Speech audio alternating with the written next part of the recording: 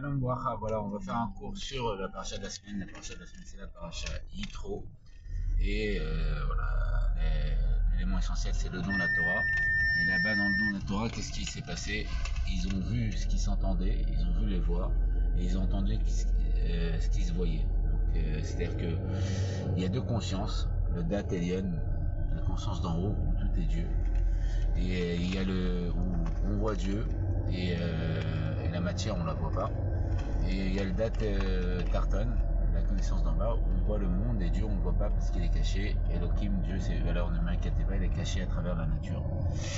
Et donc il y a un échange de vision, un échange de conscience. Comme une fois le Tzemar Tzedek, il a expliqué une notion que tout était Dieu. Et il y a eu deux réactions sur des personnes qui ont entendu cette notion. Il y a une personne qui a dit, mais comment tout peut être Dieu s'il y a le monde?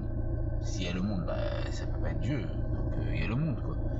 Et donc lui, c'était la connaissance d'en bas, Dat Tartan, conscience de la matière. Et l'autre personne a eu la réaction opposée, il a dit, mais si tout est Dieu, comment il peut avoir un monde? C'est Dat Elyon. Si tout est Dieu, bah il n'y a pas de monde, tout est Dieu. Et donc c'est ce qui s'est passé. Il y a les anges qui sont descendus et qui nous ont mis deux couronnes. Les deux couronnes, c'est la couronne de Nassé Benishma, la couronne de je vais faire et après je vais comprendre. Ça représente deux niveaux d'âme qui sont le Chaya et Yechida, les niveaux makifs de l'âme. Chaya, c'est le niveau du Mazal, elle voit Dieu et nos ailes, elle fait couler la Emunat Hashem. Et Yechida, c'est le fait d'être complètement unifié avec Dieu et de faire un avec Dieu.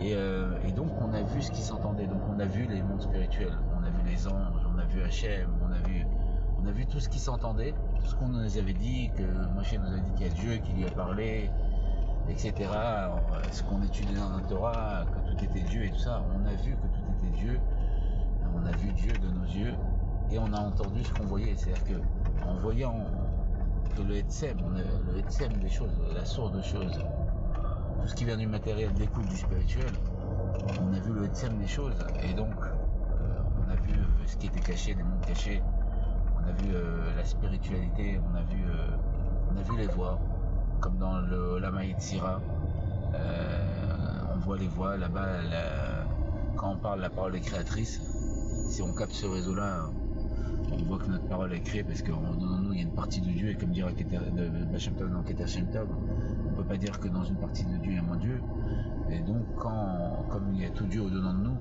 Dieu il crée le monde par la parole, avec les 10 paroles, les 10 commandements, et comme on dit tous les jours dans le Kriya, Baruch Shamar Vaya Olam, béni celui qui parle et le monde est créé.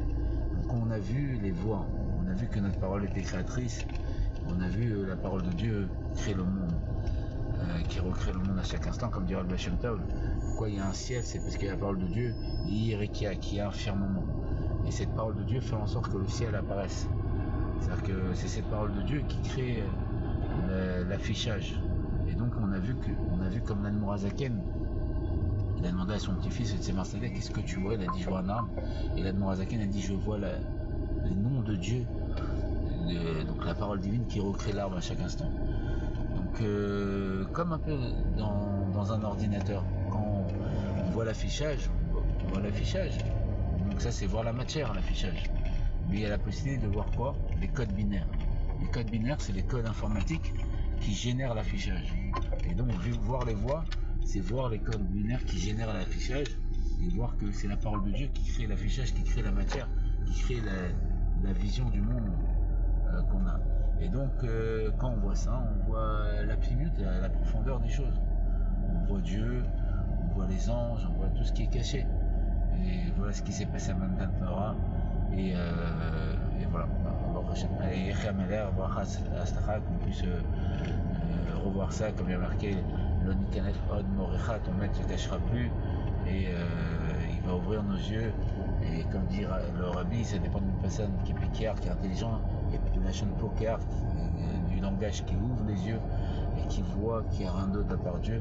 Et si lui il le voit, et s'il déclenche la Géoula, cette vision de la Géoula dedans de lui, il la déclenche chez tout à chacun, parce que comme il y a marqué à Matan Torah, on était comme un même corps ou un même cœur au singulier, on est une seule entité qui vient d'Adam Hashem, qui était un homme, qui est devenu une famille, la famille du peuple juif, et qui est devenu un peuple, le peuple juif, et on est tous unis les uns les autres.